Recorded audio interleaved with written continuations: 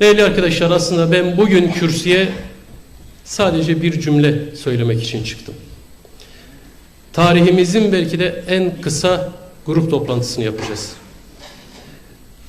Hem halklarımıza verdiğimiz demokrasi, barış ve özgürlük ilkelerinden vazgeçmeyeceğimize, asla bundan vazgeçmeyeceğimize dair sözümüzü burada tekrarlamak, hatırlatmak istiyorum.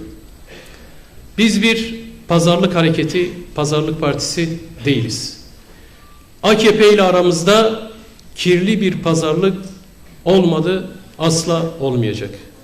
Kirli bir alışveriş, kirli bir işbirliği asla olmadı ve asla olmayacak. Bugün grup toplantımızda konular çok fazla. Konuşacağımız çok şey var.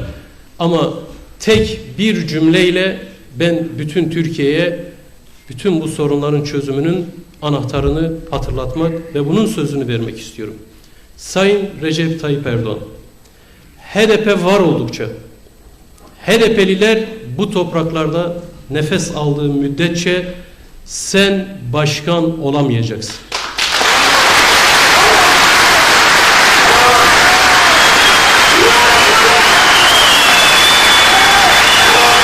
Sayın Recep Tayyip Erdoğan, seni başkan yaptırmayacağız, seni başkan yaptırmayacağız, seni başkan yaptırmayacağız.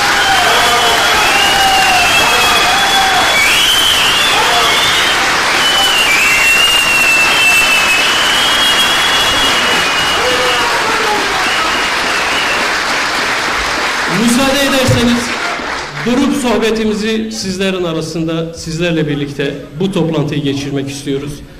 Çünkü muhtemelen son grup toplantımız olacak ve bundan sonra seçim meydanlarına, alanlarına dağılacağız. Tekrar hepinize hoş geldiniz diyorum. Hepinizi sevgiyle, saygıyla selamlıyorum. Sağ olun, var olun. Teşekkür ederim.